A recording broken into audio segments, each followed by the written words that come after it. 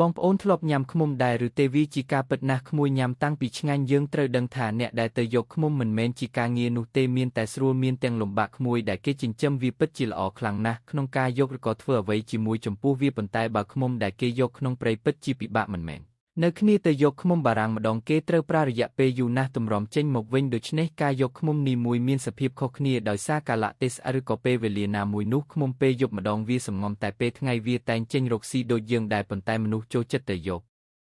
ឃ្មុំតាមចូលរួមដង្អូកព្រៃភ្នំខ្ពស់វាធ្វើឲ្យយើងកាន់តែចង់បានទៀតនោះគឺខ្ញុំអត់បានដល់ភ្នំគេត្រូវដាក់ខ្សែរកចង់ទៅយកអានឹងមានរបស់ការពារខ្លួនព្រោះថាឃ្មុំព្រៃពិតជាការខ្លាំងណាស់យើងមិនអាចទប់ទល់ជាមួយវិញឃ្មុំព្រៃវាជាឃ្មុំធម្មជាតិវារស់នៅតាមបែបធម្មជាតិរបស់វាស្រង់យកតាមជ្រុំជាដើម